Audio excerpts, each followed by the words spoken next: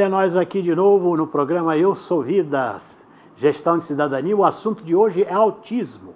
Nós vamos conversar com profissionais da área e vamos controlar a nossa alegria com a possibilidade que a gente tem hoje de dar uma assistência muito boa às pessoas que têm o espectro autista diagnosticado.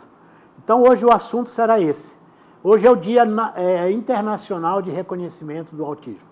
Vamos lá para o primeiro bloco.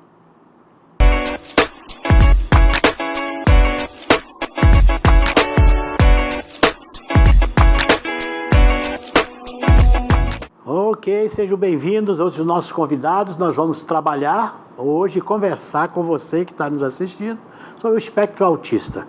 Vou pedir para a minha convidada, Ariane, se apresente e logo depois o Felipe. E vamos então bater um papo sobre... Esse mês é o mês que vai ser, no mundo inteiro, a conscientização do espectro autista. Então nós vamos bater papo sobre isso, porque hoje, cada dia mais, aumenta o número de autistas. E vamos então saber as causas ou como nós vamos cuidar desse tipo de pessoa, de amigo, de filho, em suma, desse ser humano que está fora da curva. Fala aí, Ariane. Eu sou a Ariane, fonoaudióloga, sou casada, não tenho filhos, sou católica e graduada pela Pontifícia Universidade Católica, especialista em análise do comportamento e espectro autista.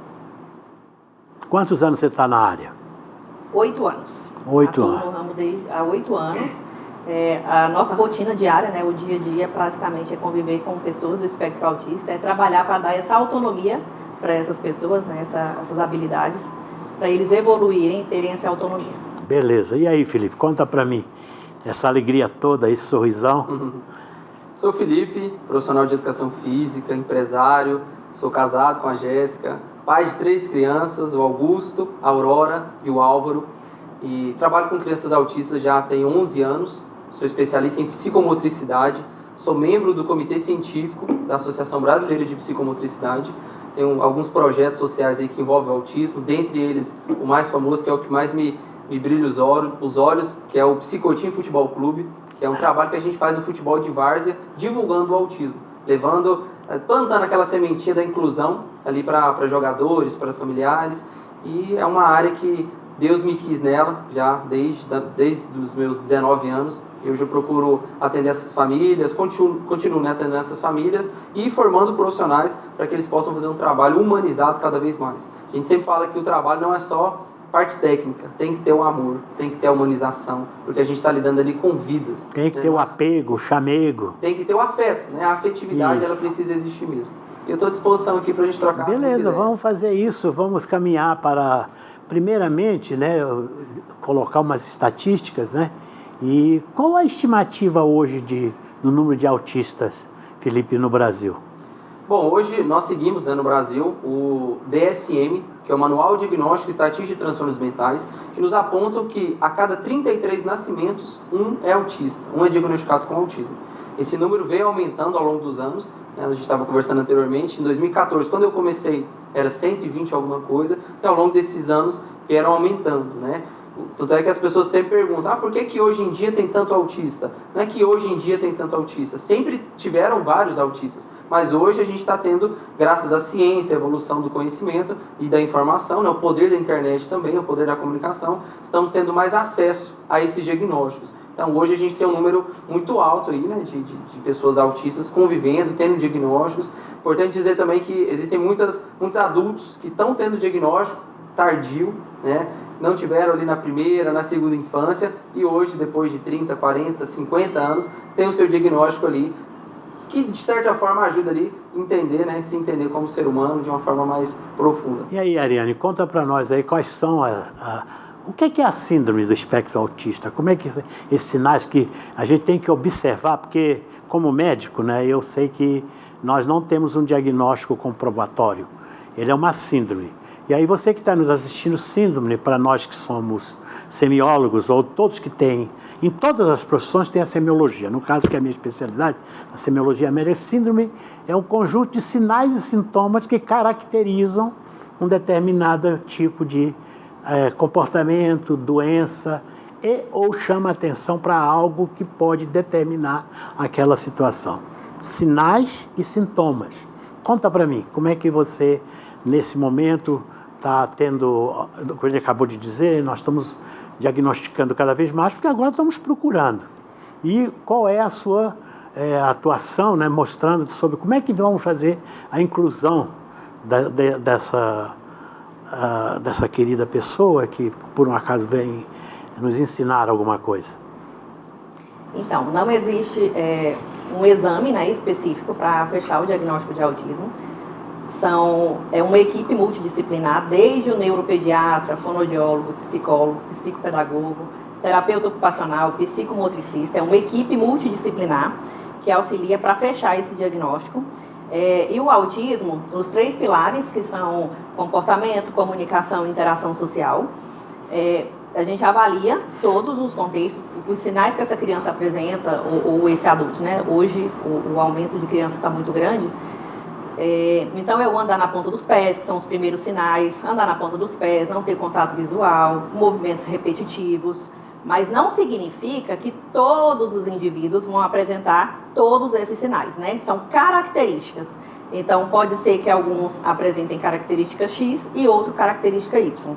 Por isso que precisa de uma equipe multidisciplinar para a gente conseguir fechar um diagnóstico.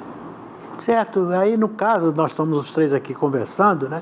Quantos tipos de autismo hoje estão catalogados no CID, né, que é o Código Internacional de Doença, veja só, também tem o diagnóstico psiquiátrico, né?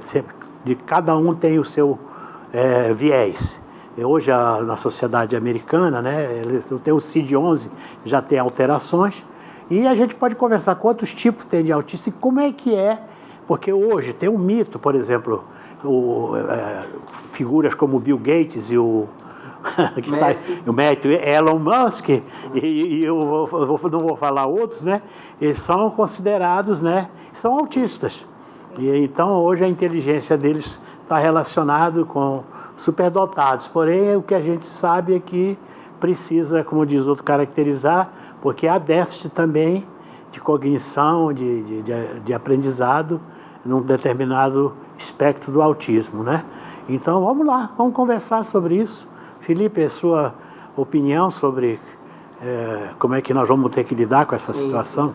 Bom, primeiramente, é importante a gente lembrar, né, eu citei o DSM, que é o Manual de Diagnóstico e Estatística de Transtornos Mentais, que na 4ª revisão dele, a gente tinha muitas nomenclaturas sobre autismo. Né? Você tinha síndrome de Asperger, tinha autismo ecolalia, autismo infantil, TGD, né? Estava dentro dos transtornos globais do desenvolvimento. Então, assim, no DSM-4 a gente tinha muitas nomenclaturas. Até quando a gente pesquisava ali na academia, né, nas buscas, a gente achava, era até complexo para quem era profissional entender o que era e o que não era autismo, porque eram tantas características diferentes. E depois da atualização do DSM, né, na 5ª revisão, ficou tudo TEA, transtorno do espectro autista. Aí é o espectro que a gente vai ter que definir. Exatamente. O que é espectro? Né? Se a gente pegar ali no dicionário, espectro é uma palavra que remete a uma sombra, não é algo definido. É como o arco-íris. Né? O arco-íris você consegue ver ele de longe, tem as cores divididas, mas você não consegue ver aquela linha que muda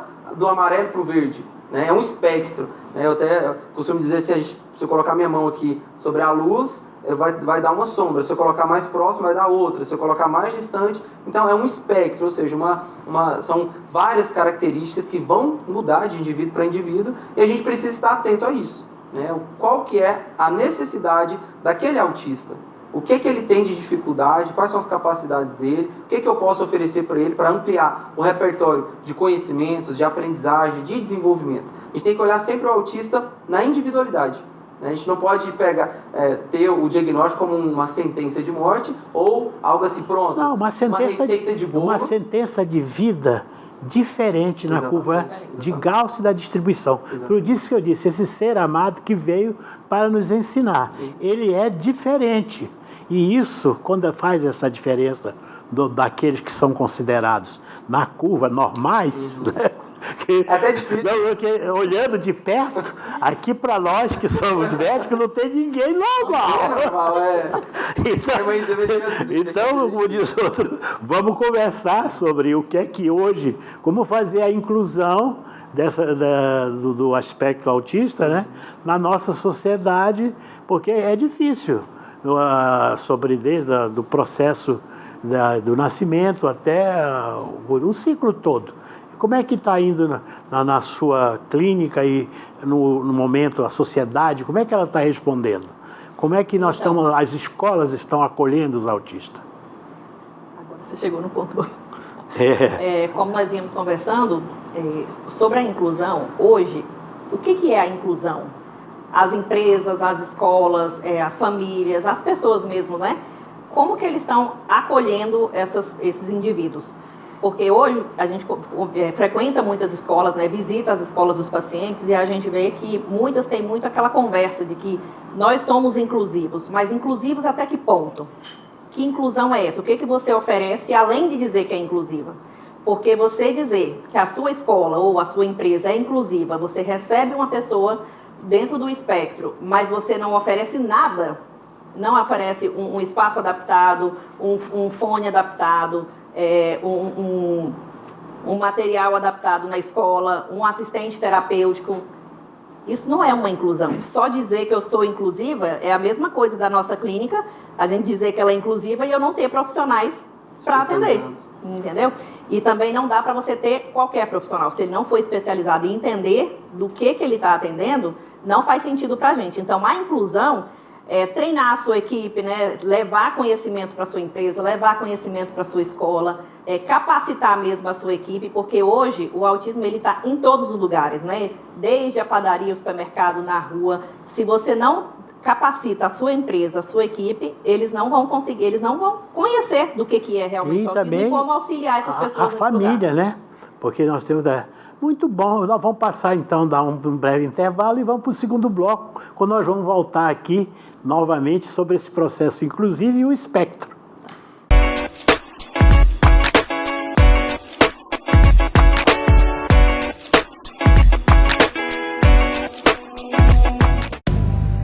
Somos de carne e osso.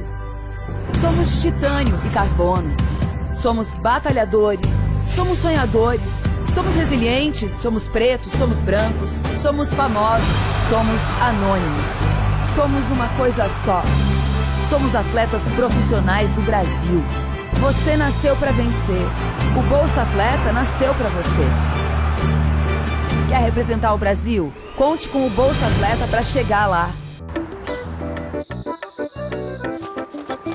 Mãe, tá chegando mais médicos! O Mais Médicos já transformou a vida de muita gente. Em 1 ano e meio de retomada, já são mais de 26 mil médicos e médicas que realizam consultas de rotina, acompanhamento, tratamento, ações para prevenção e muito mais. Para estar mais perto de você, da sua família e de todos. Onde tem vida, tem mais médicos. E onde tem mais médicos, tem governo federal.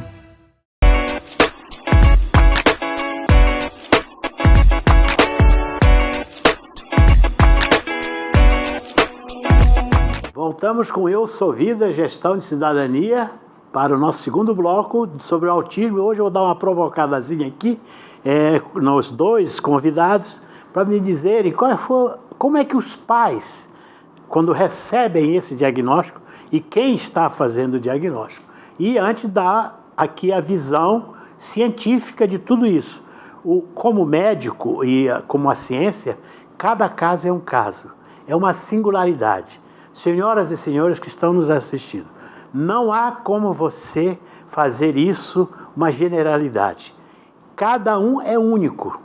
Cada cidadão no planeta é único. E na medicina é a máxima. Cada caso é um caso e ele é único. Então vamos lá. Quando os pais recebem um diagnóstico que tem um autista, como é que é a reação? Primeiro você e depois o Felipe. Manda brasa. Então, hoje o nosso convívio diário, né? Muitos pais, quando recebem o diagnóstico, têm o tempo do luto, né? Para aceitação do processo. Muitos pais não aceitam, às vezes prolongam esse tempo, né? De levar essa criança para fazer terapias, mas é uma luta diária, gente. Então, se você receber o diagnóstico, quanto menor o seu filho for, e mais rápido ele começar essa intervenção, melhor para ele, né? Porque o objetivo da terapia é dar essa autonomia para essa criança, né? Que ele cresça com essa autonomia e quanto antes ele fizer terapia, melhor. Então, a gente entende que tem o processo do luto, da aceitação, porque a mulher, quando ela engravida, a gente imagina, assim, uma outra realidade, um processo, imagina um filho perfeito e tudo. Não que o autismo seja imperfeito, né? Mas a gente idealiza uma criança e quando chega que ela precisa de todo esse acompanhamento, desse olhar mais minucioso, a gente entende que as famílias têm esse processo do luto, mas o quanto antes você passar por ele e colocar essa pessoa em terapia, melhor para essa criança, melhor para essa família. E aí, Felipe, como é que é? Perfeito, né? A Ariane disse o que a gente sempre bate na tecla lá com os pais das nossas clínicas, é que o luto ele tem que se transformar em luta, né? A gente não pode ficar refém de um laudo, né? O seu filho não é definido por um laudo, por um papel. Tem que ir atrás das possibilidades. Esse é o lema do nosso trabalho. Eu acredito nas possibilidades. Qualquer paciente que chega para nós, a gente quer que ele desenvolva o potencial máximo dele diante das condições dele, né? E a família precisa ver isso. Um pai, uma mãe não pode ver um filho como meu filho tem dificuldade, meu filho é incapaz, meu filho não consegue. Ele tem que olhar positivamente. O meu filho vai conseguir, o meu filho vai se desenvolver, o meu filho vai ter autonomia. E a gente tem algo aí na ciência que, no nosso cérebro, né, que é a neuroplasticidade, por isso que a gente preza muito. Quanto mais cedo tiver o diagnóstico, mais cedo as intervenções, mais condições esse autista vai ter de desenvolver. Porque o nosso cérebro faz neuroplasticidade, né? Ele aprende o tempo todo, ao longo de toda a vida. Mas os primeiros anos de vida realmente são onde estão as janelas de oportunidades, né? Até os 7 anos ali é a fase ouro do aprendizado. Então a gente quer que esse autista tenha essas condições de intervenção, de terapia, não para ele deixar de ser autista, né? Porque ele vai ser sempre autista, mas para que ele aprenda habilidades e desenvolva ao longo da vida e tenha consiga autonomia. Exatamente. Ele seja capaz de cuidar de si mesmo sem depender de terceiros. Exatamente. Então essa é uma definição que eu estou colocando, porque quando ele diz, olha, qual é o objetivo? É que você seja capaz de cuidar de você mesmo.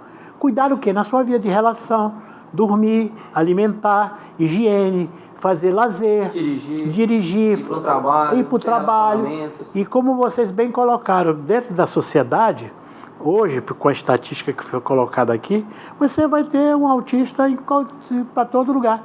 Igual como você tem um fumante em todo lugar, porque em cada 100 famílias tem 13 caras fumando, tem 11 caras bebendo. Em cada 100 famílias você vai ter a inclusão, a manifestação do que você colocou. Olha, ele é diferente. Diferente do quê? De um padrão que foi considerado norma. A norma, veja bem, ela é estabelecida por uma brincadeira. Se você pegar 100 pessoas de olhos azuis, né, a norma será olho azul. Se você pegar 100 pessoas de olhos castanhos, então essa normalidade que não é apresentada para o público, veja bem, não quer dizer que você não seja capaz de modificar.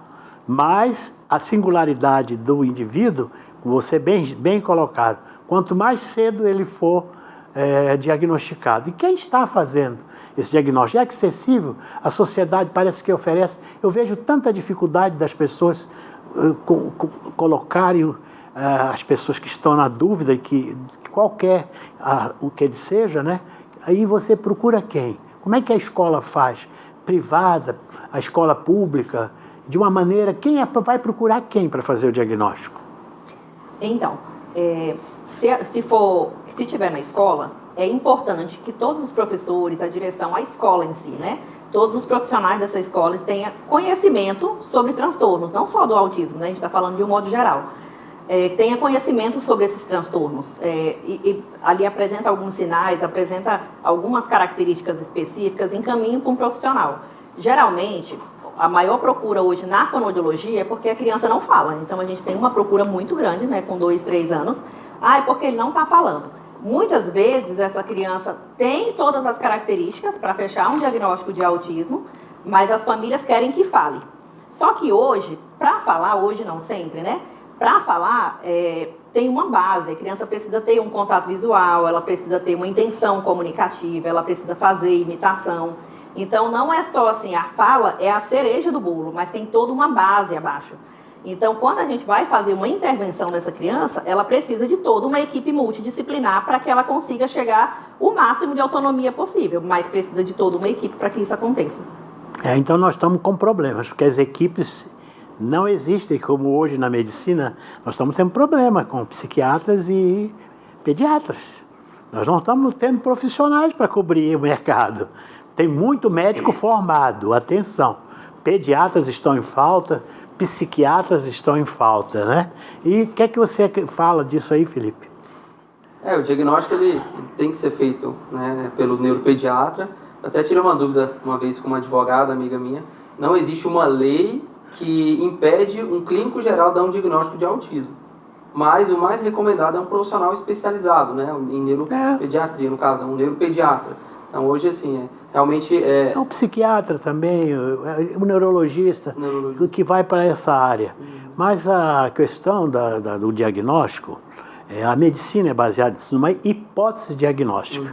Qualquer profissional da área de saúde pode fazê-lo.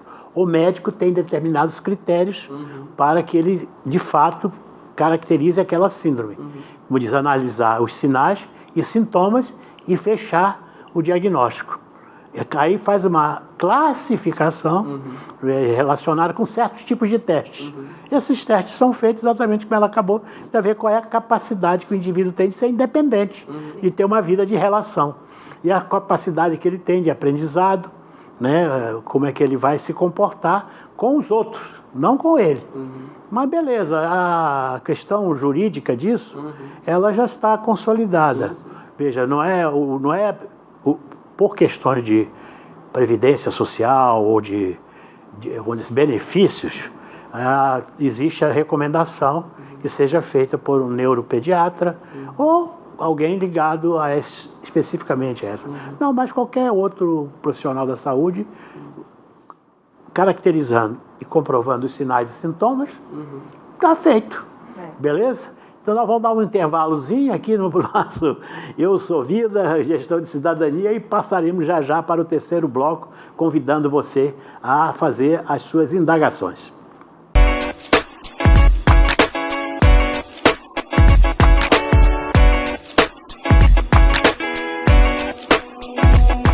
Para a família Silva, o importante é estar perto. Não importa como. Na família Ferreira, é dar a mão, principalmente nas horas mais difíceis. Para os Souza, família é... Para os Ribeiro, é casa cheia.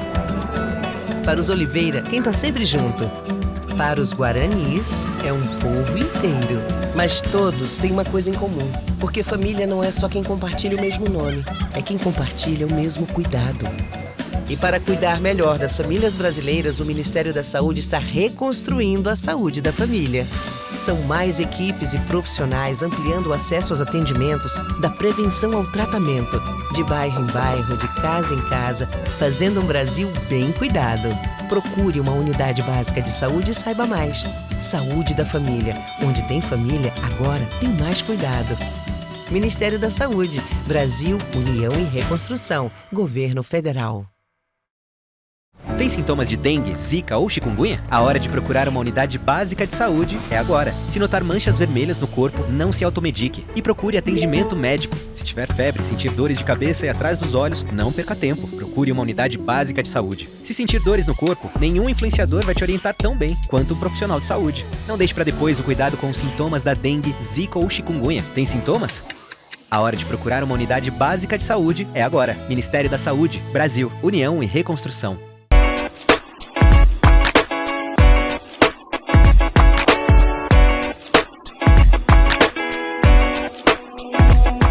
Voltamos com Eu Sou Vida, Gestão de Cidadania, hoje autismo. Vamos então ao nosso bloco final, aonde vamos pedir a você que queira fazer indagações, elas serão respondidas a posteriori.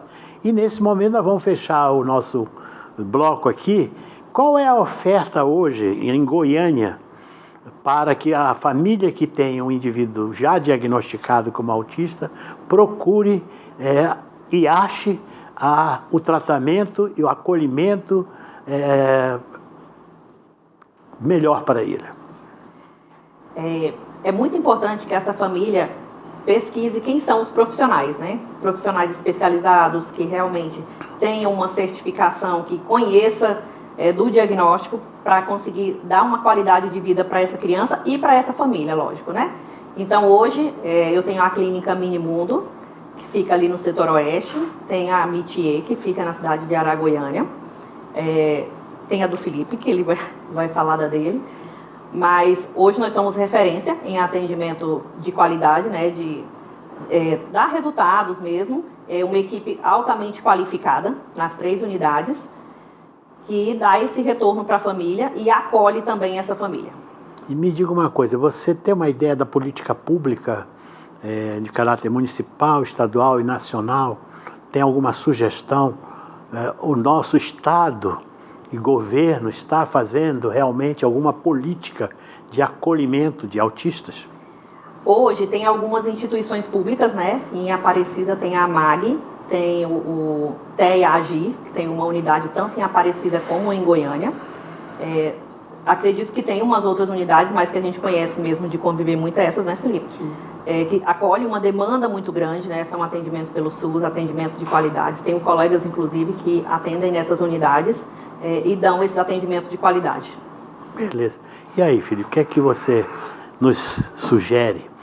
Como é que a gente vai dar uma provocada nessa prefeitura e nesses nossos representantes para que realmente tenhamos uma política pública dirigida para o acolhimento e o tratamento e a capacitação dos nossos irmãos autistas? Primeiramente a gente tem que lembrar que é uma luta nossa também enquanto profissional, não é só uma luta do pai, a gente falou do diagnóstico, o pai tem que aceitar e tudo mais, mas é uma luta dos profissionais também. Nós entramos nessa barca do autismo, foi para lutar por eles também. E a gente sabe que políticas públicas precisam ser feitas. Eu faço parte de uma associação, né, que é a AFAG, Associação de Amigos e Familiares dos Autistas. A gente está reativando ela, ficou um tempo parado, mas está reativando. A gente vai em busca, né, de parcerias, de ações para ajudar famílias que não têm condições. Eu tenho uma clínica multidisciplinar que fica ali no Garavé, né, Aparecida de Goiânia, contando, né, com também profissionais de fonoaudiologia, terapia ocupacional, psicomotricidade, psicopedagogia, psicologia, uma equipe multi que faz um trabalho de qualidade também. Assim como a Ariane disse nas clínicas dela, a gente preza por qualidade. O valor ele é qualitativo, acima de tudo, humanizado, qualitativo. Preciso de profissionais com perfil que gostem de pessoas, que vistam a camisa do autismo, porque a gente sabe que no fim das contas o que faz a diferença é a gente ser pessoas interessadas na causa. Não basta ter um currículo, não basta ter um certificado. Eu preciso ser interessado, genuinamente interessado naquilo que eu estou fazendo. E se algum profissional escolheu trabalhar com autismo, ele tem que se levar muito a sério o que ele está fazendo, porque realmente ele está lidando com uma vida de uma pessoa, um filho, e uma pessoa que precisa muito ali dele. Eu me coloco à disposição, junto com a minha equipe, né, a Psicotim. A gente tem parceria com algumas clínicas em Goiânia também, a clínica CRAP, Amplitude, o Instituto Sara Jacob, a Infante, própria parceria com a Minimundo também. A Ariane é nossa supervisora dentro da fonoaudiologia lá. Nós somos uma rede de parceiros, né? A gente sempre fala que quem compartilha multiplica. A gente não são empresas rivais, pelo contrário, são empresas que estão ali para servir a sociedade, né, da melhor forma possível. A gente sabe também que, infelizmente, o tratamento ele não é barato, né? Ele é um tratamento caro. Manter um tratamento do autismo ele não é barato. Então, realmente, a gente precisa ter um olhar também humanizado para essa questão. Hoje nós temos convênio com o Plano de Saúde, com a Unimed. A gente atende particular, a gente tenta fazer sempre o melhor ali de acordo com a realidade de cada família. Porque a gente sabe que é um tratamento que desgasta o pai emocionalmente, psicologicamente, mas também financeiramente não é tão fácil. Nesse caso aqui, nós estamos aproveitando, vamos convidar a sociedade organizada a fazer investimento, né?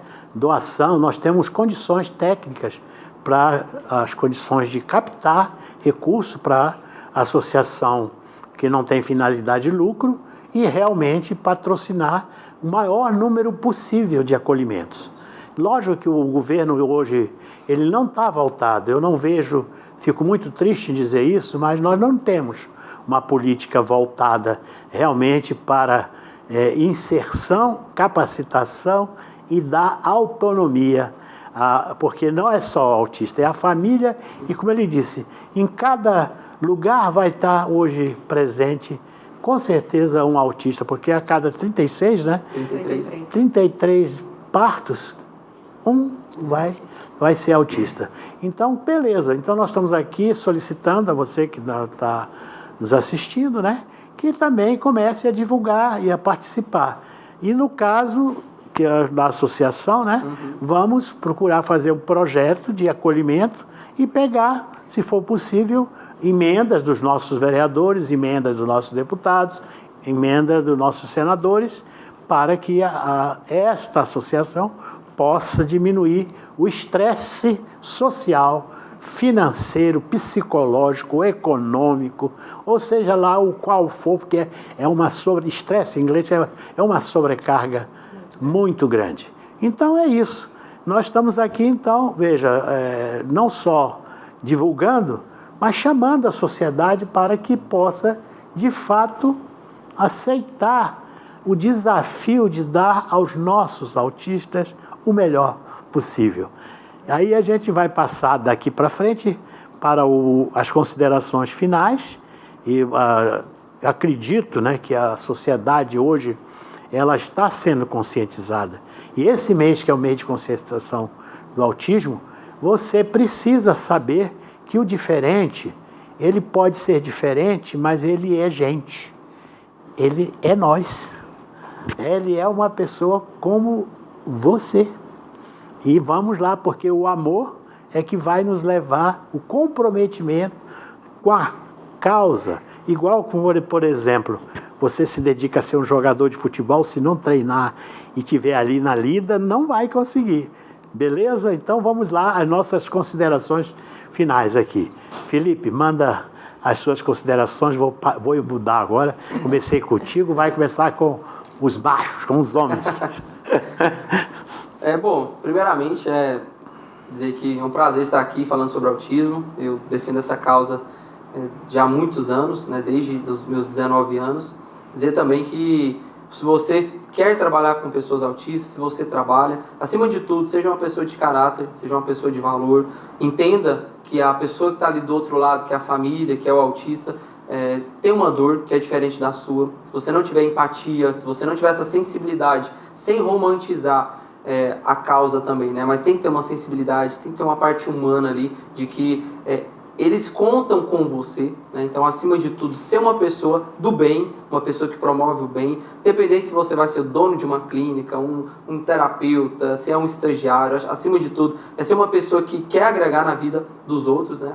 Eu acho que, graças a Deus, hoje, com 30 anos, eu consegui afetar e atingir muitas pessoas devido a esses valores mesmo, que eu trago desde a minha família, da minha fé cristã também. Então, tudo isso me chegou até aqui. Claro que eu tenho muita coisa para fazer, almejo muita coisa ainda, almejo ajudar muito a comunidade do autismo. Inclusive, já até deixo aqui, dia 26 e 27 agora de abril, vai ter um congresso onde eu sou palestrante também. Vou falar sobre a psicomotricidade, os maiores congressos da América do Sul que já teve, com grandes nomes, renomes aí do autismo no Brasil. Vai acontecer aqui em Goiânia, no Centro de Convenções, 2 dias de imersão, de muito conhecimento científico, de muita ciência, de muita emoção também, né? Onde a gente vai compartilhar ali de várias informações. Se você é profissional, pai, familiar de autista, parente ou um aspirante aí da área, participe. Uma pessoa que seja interessada, filântropo. Exatamente. Vá lá, venha ver de perto aquilo que você pode contribuir para que a nossa sociedade tenha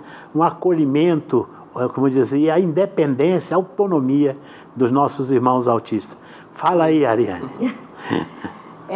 A Minimundo, juntamente com a Psicotim, né? Tanto o Felipe está dentro da Minimundo, como eu estou dentro da Psicotim, acompanho toda essa qualidade de desenvolvimento, de terapias, né? A qualidade de serviço prestado para essa sociedade, dando autonomia para essas famílias.